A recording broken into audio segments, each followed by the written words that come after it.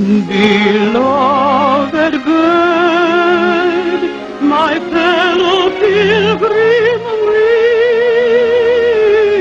ringing, I hear thee singing as I sang of old. Over 400 years ago, the adventurous Portuguese explorers who discovered and claimed Brazil for the crown of Portugal sailed into this picturesque harbor and called it Rio de Janeiro, or River of January, because they discovered it in the month of January, and they believed the beautiful inlet into which we now sail was the mouth of a river. As we pass within the shadow of this gigantic promontory, known as Sugarloaf, we wonder if the white men who first saw it could have dreamed that it was destined to become the mighty sentinel of an enchanted metropolis with a population of over 1 million inhabitants and a reputation of being the most magnificent city in the world.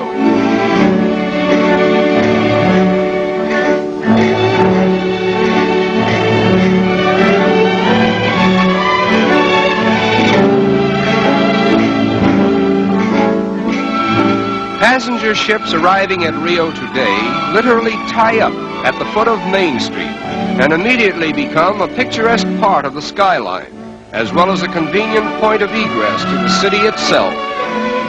Rio de Janeiro is not a manufacturing city. Therefore, there is a preponderance of foreign goods on sale in all the smart shops. Nevertheless, foreign influence has not changed the strong allegiance which the Brazilians have for their native continent.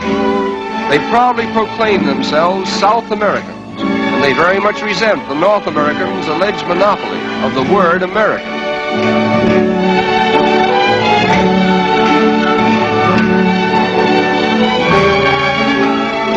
The period from 1902 to 1906 witnessed the wonderful transformation from the old to the new Rio, a comprehensive project so boldly conceived and brilliantly executed that there is hardly a landmark of the old city to be seen in the metropolis today.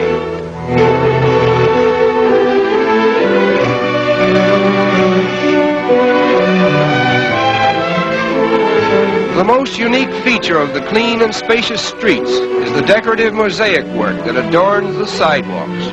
Almost every block has a pavement with patterns so individual in design that one could find his way about the city by becoming familiar with them.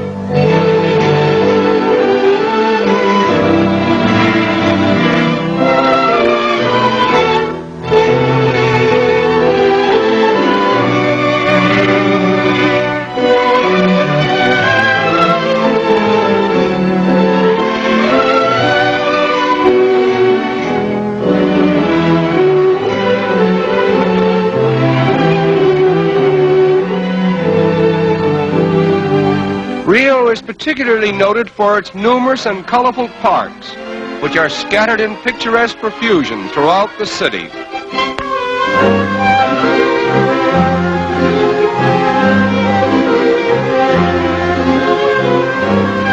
In 1808, the King of Portugal was forced by Napoleon to abandon his country and re-establish his throne in Brazil. When he arrived in Rio, he brought with him, among other things, the first tiny sprouts of the famous royal palms, which he planted here. It was decreed that only members of the royal family might have the privilege of cultivating this particular species of tree. But time and nature have overruled the regal command, and the royal palms that were meant to be the exclusive property of Portuguese royalty are now the common heritage of all Brazil.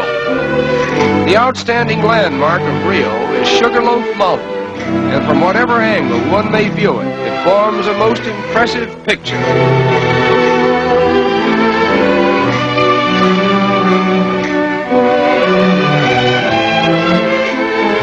Swimming is one of the most popular sports in this pleasure-loving city.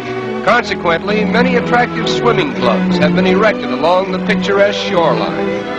The architectural designs of these clubs are unusually distinctive, and many of them are actual reproductions of famous institutions in Spain and Portugal.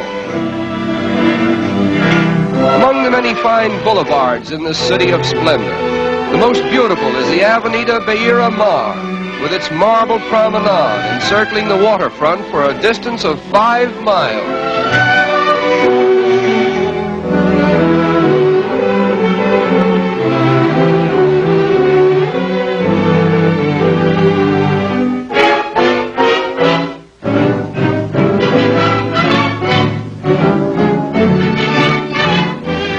As in most countries of South America, the color of one's skin does not always determine one's social standing. As a matter of fact, the racial color line seems to be so thinly drawn that it has become a haven of toleration for all races. Nevertheless, the Portuguese language still prevails.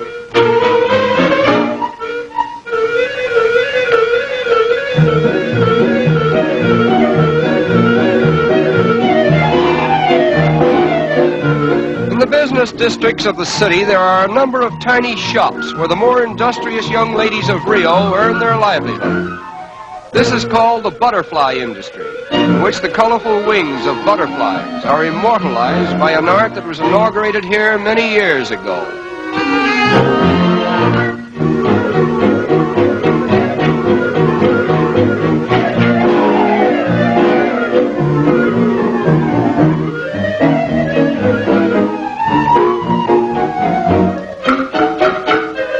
A design is first painted on glass, and the delicate butterfly wings, which have been carefully assorted for their best colors, are cleverly worked into the design and held in place by adhesive tape.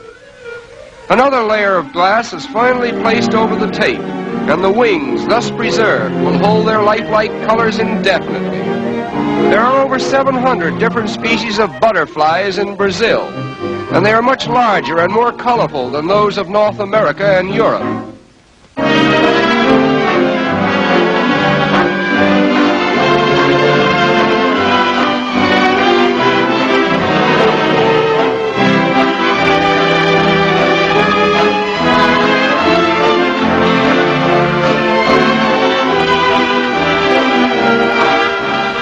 The completed articles consist of tea trays, vanity and jewel cases, bonbon dishes, and decorative pictures designed to glorify the city's landmarks. And needless to say, the predominating design is Sugarloaf, the center of attraction for all eyes that glory in the magnificence of Rio de Janeiro, the city of Splendour.